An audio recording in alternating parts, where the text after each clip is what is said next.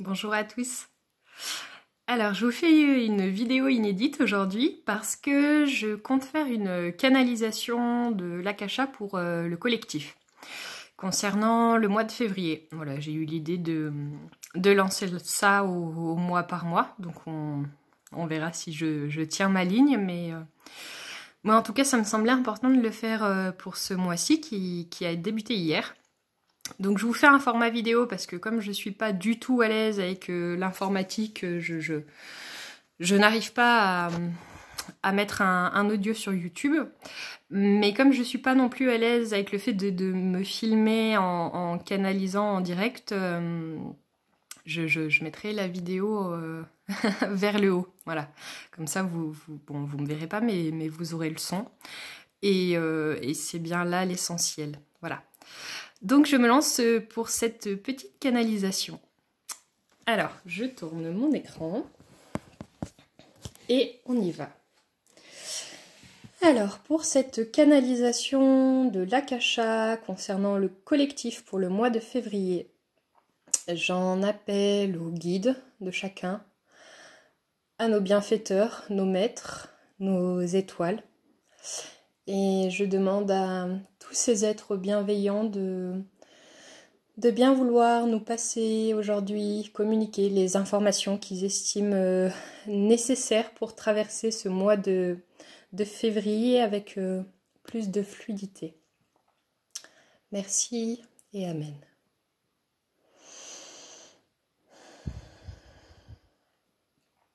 Alors il y a déjà quelque chose qui vient. J'entends plusieurs mots, un peu comme des mots-clés.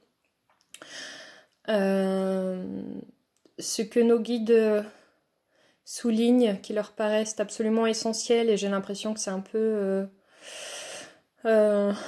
s'ils devaient donner un seul mot, en fait, concernant la traversée de ce mois février, c'est l'unité. L'unité dans le cœur de chacun, donc l'unité en soi, mais aussi l'unité avec toute chose. Voilà. L'unité et donc l'espace du cœur. Il nous parle de l'amour, d'arriver à ouvrir davantage notre cœur pour justement ressentir davantage cette notion d'unité en nous et envers tout, encore une fois.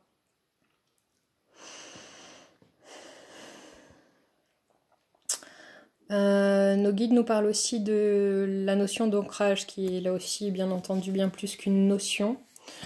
Mais s'ils nous parlent d'ancrage, enfin ce que j'en comprends, c'est qu'effectivement se sentir ancré est difficile en ce moment pour bon nombre de personnes. Donc besoin peut-être de renforcer cet ancrage pour se sentir davantage dans la présence, et puis encore une fois dans l'espace du cœur et dans l'unité. Il y a la notion de dépouillement aussi. Dépouillement dans le sens de laisser aller tout ce qui ne nous sert plus. Mais c'est autre chose aussi. Minimalisme, voilà. D'être le plus possible dans cette notion. Il faut que j'arrête avec le mot notion. De minimalisme. On s'entoure et on s'accroche à beaucoup trop de superflu. Minimalisme, voilà, c'est ça, dans le but de retourner à l'essentiel, afin de dépolluer aussi notre environnement quelque part, et puis notre esprit. Minimalisme, pour comprendre à travers cette expérience que en fait l'essentiel est là tout le temps, et que trop de superflu, voilà, trop de superflu qui nous perd, qui nous disperse. Il me montre le chakra du plexus solaire, qui est un peu en feu chez beaucoup de personnes. Ce plexus solaire qui va être fortement sollicité au mois de février, en lien avec l'image qu'on a de nous, l'image qu'on montre au monde aussi. Voilà, la relation à l'autre, ce que l'autre me renvoie également.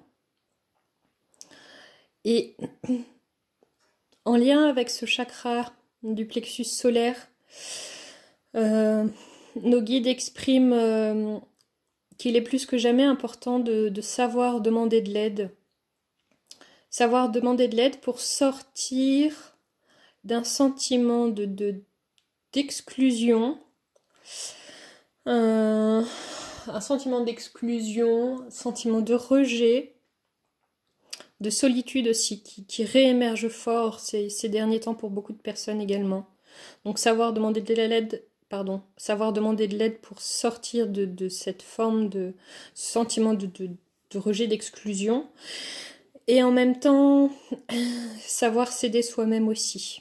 Voilà, être dans une certaine forme d'indépendance et d'autonomie, tout en restant dans ce principe d'unité, et donc savoir se relier à l'autre et demander de l'aide quand on en a besoin.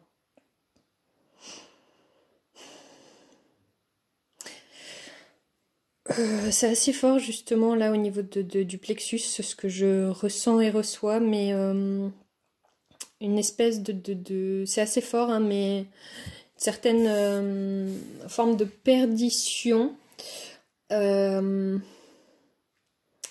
C'est ça, je vois des gens qui se sentent comme en perdition, comme dans une espèce de trou noir qui les aspire, qui se sentent absolument perdus, en manque de repères, en manque d'appui aussi. Que ce soit un appui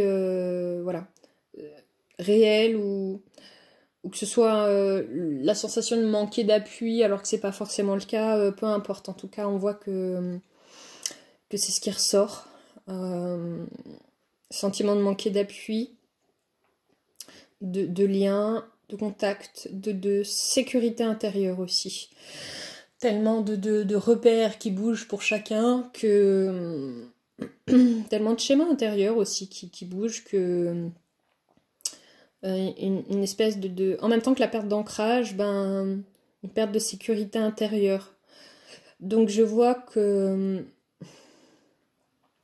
on est beaucoup à la recherche de cette sécurité à l'extérieur, alors qu'elle est effectivement située à l'intérieur de nous. Il n'y a que là qu'on peut réellement la trouver. Et dans le même élan, une recherche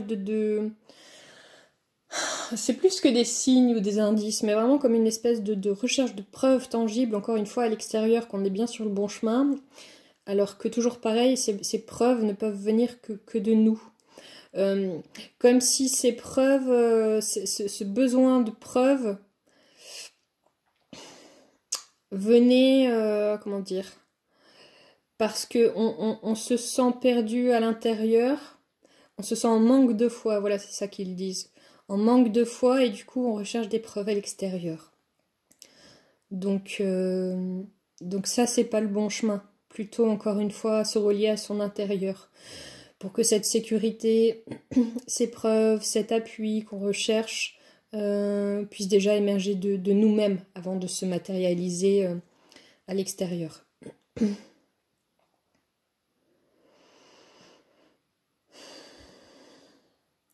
J'ai aussi l'impression, si je comprends bien, que beaucoup de personnes, là encore, ressentent et vont ressentir dans ce mois de février un manque d'énergie assez intense, une grande fatigue, un épuisement, tant émotionnel que physique. J'ai l'impression qu'il va nous falloir beaucoup de courage pour affronter les tâches quotidiennes, être dans l'action, comme si tout allait demander un effort.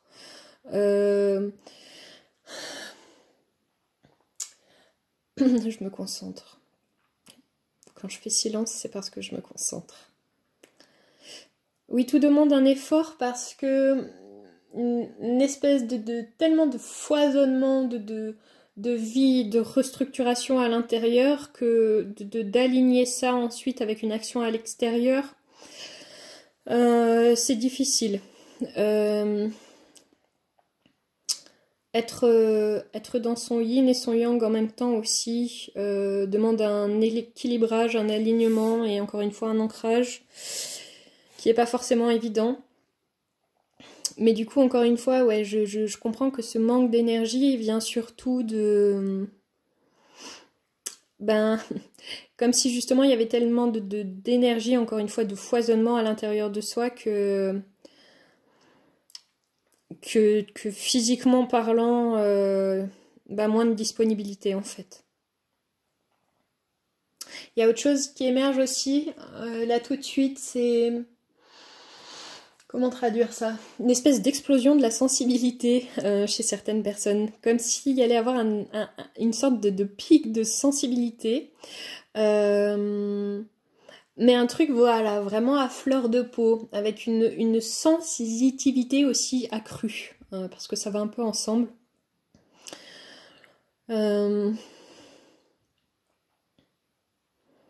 je vois qu'il y a besoin, si je traduis bien, de plus de légèreté, plus d'insouciance, plus d'ouverture du cœur pour justement être dans davantage de fluidité en ce qui concerne les actions à mener, le fait aussi de se sentir posé à sa place, en tranquillité, peu importe ce qui se passe à l'extérieur. Mais voilà, ce pic de sensibilité qui peut être assez déroutant. Et alors, comment traduire ça? Parce qu'ils disent que par rapport à ce pic de sensibilité, en même temps, il y a besoin de se préserver, mais en même temps, il y a besoin d'ouvrir encore plus son cœur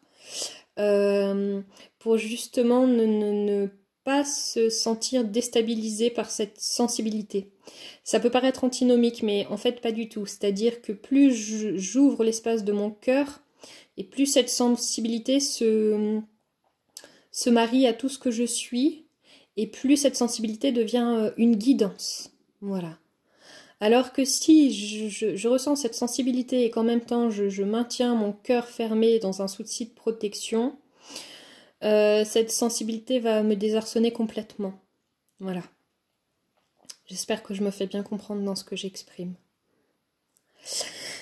Et toujours dans ce même élan que l'ouverture de son cœur, c'est la question, pour beaucoup de gens, là encore, d'apprivoiser l'intimité. D'exprimer davantage ses sentiments, ses émotions, sa vérité, affirmer qui l'on est, du coup, exprimer aussi... comment dire ça? Tout, en fait, tout ce qui nous traverse. L'exprimer d'une façon ou d'une autre. Exprimer ses peurs. Il y a beaucoup de peurs en lien avec l'intimité. Le fait de me montrer dans mon authenticité face à l'autre. D'être dans cet espace d'ouverture quand je communique avec l'extérieur. Depuis mon plexus solaire aussi. Hein. Pas seulement depuis l'espace du cœur. Mais voilà, apprivoiser cette intimité pour être dans une meilleure communication et dans un rapport avec l'extérieur qui soit plus authentique, encore une fois, et qui me reflète davantage. Afin également de dépasser... Ouais, et ça revient sur ce que je traduisais tout à l'heure, mais une certaine forme de fragilité émotionnelle. C'est-à-dire que on voit que c'est ça. En même temps, il y a cette ouverture de l'espace du cœur qui s'invite chez beaucoup en ce moment.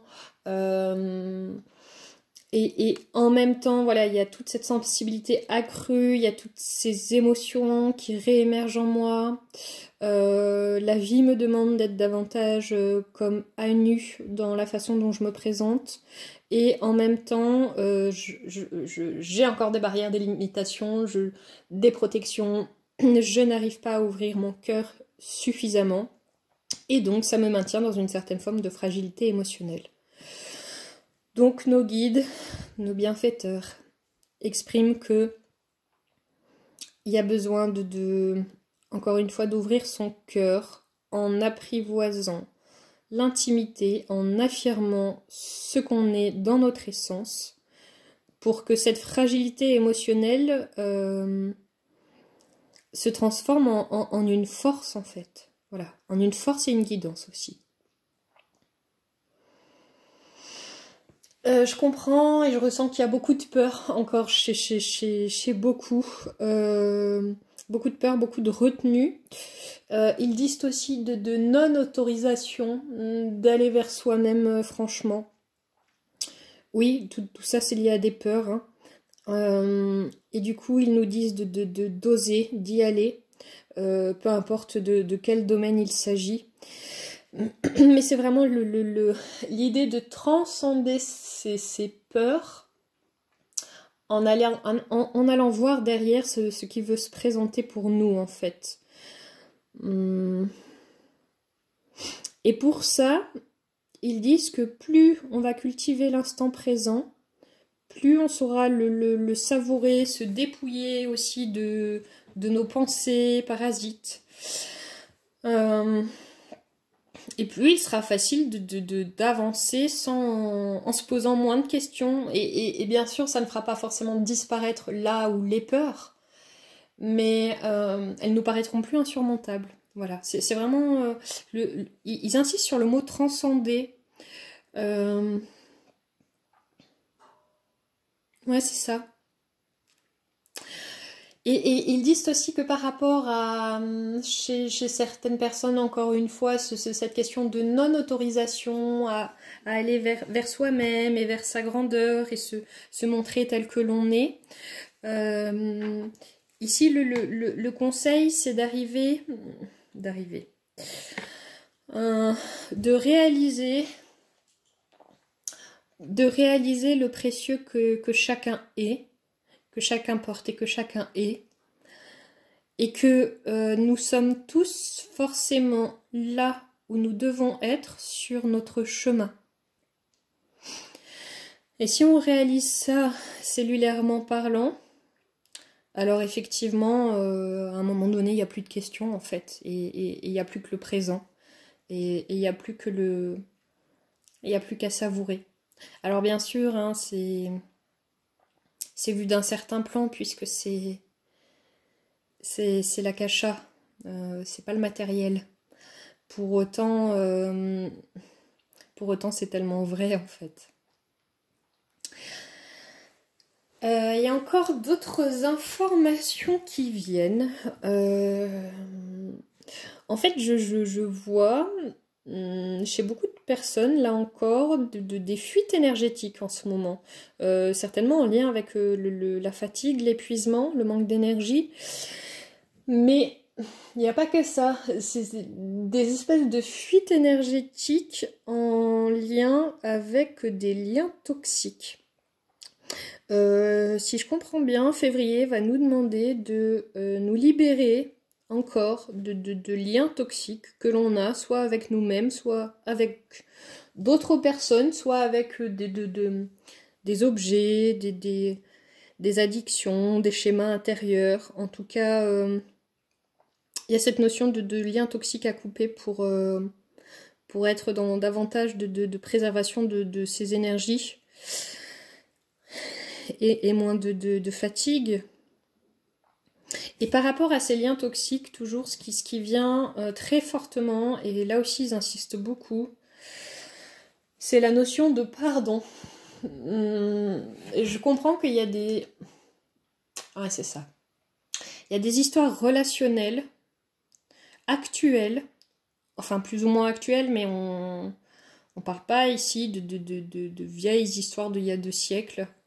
Mais il y a la notion de pardon, il y a quelque chose à pardonner. Il y a eu des conflits, des malentendus, des incompréhensions dans pas mal de relations diverses qui ont amené en nous beaucoup de colère et de tristesse. il y a besoin de pardonner ces situations et de nous pardonner à nous pour nous libérer de toute forme de toxicité qui nous est renvoyée à travers les liens et les relations que nous vivons.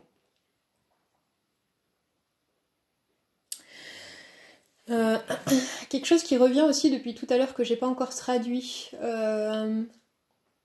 le feu, l'élément feu, qui va être très important au mois de février. Ils disent, alors je vais essayer de traduire ça. Ils disent purifier par le feu. Purifier par le feu. Beaucoup de choses, justement cette question de liens toxiques, mais aussi des espèces d'anciens vœux, d'anciens pactes qui sont devenus carrément obsolètes, voire qui obstruent même carrément notre évolution aujourd'hui. De les purifier par le feu, c'est-à-dire, je vais donner un exemple concret, voilà, si vous sentez que pour vous en ce moment il y a une forme relationnelle à libérer avec quelqu'un en particulier ou en général, soit vous jetez un objet dans le feu symbolique qui caractérise ça, soit carrément vous écrivez, vous rédigez une lettre avec toutes vos intentions dessus, notamment celle de libérer, c'est vraiment le mot, cette forme de toxicité qui est en vous, hein, qui vous est juste reflétée à l'extérieur.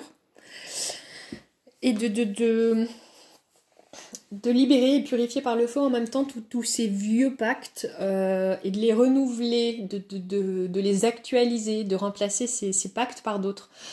Alors, pas nécessaire ici de savoir de quoi il s'agit. Vous pouvez simplement sentir, ok, je sens qu'il y a quelque chose de vieux et obsolète ici qui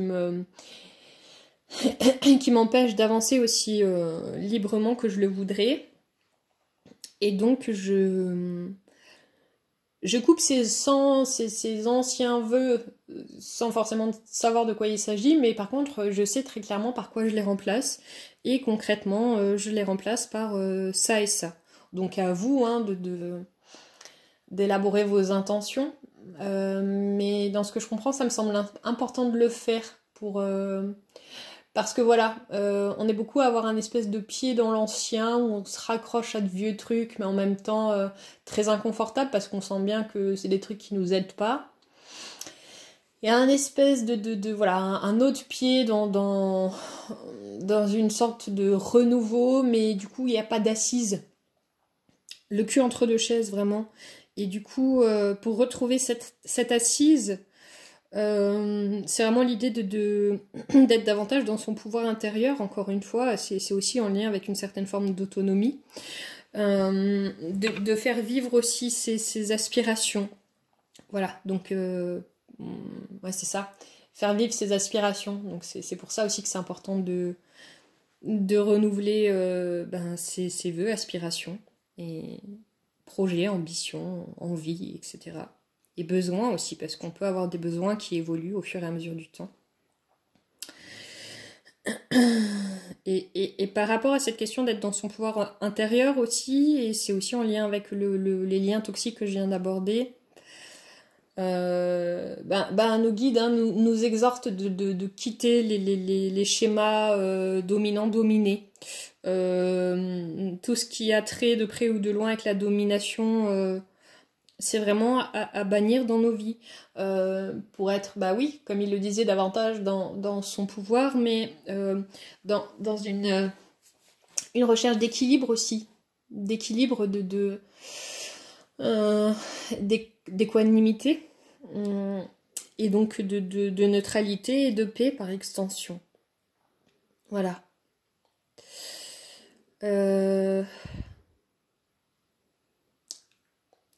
Moi, je crois que je vais m'arrêter ici pour aujourd'hui, parce qu'il y a déjà pas mal de notions. En tout cas, voilà, c'est vraiment tout des choses qui, encore une fois, vont se présenter ou vont être à travailler au courant de ce mois. Mais il y a quelque chose que j'aimerais bien traduire quand même encore avant de finir, de clore. c'est Maître Sananda, parce que c'est comme ça qu'il se présente. Maître Sananda qui exprime qu'il vous envoie à tous... il dit la force de son rayonnement. Et je vois des images qui sont très très belles où c'est pas seulement il envoie la force de son rayonnement, en fait, c'est vraiment il nous enveloppe avec, et il nous englobe jusqu'à ce qu'on devienne son rayonnement. C'est absolument magnifique. Et il nous appelle ses frères, ses sœurs. Et il dit qu'il a beaucoup de foi en nous.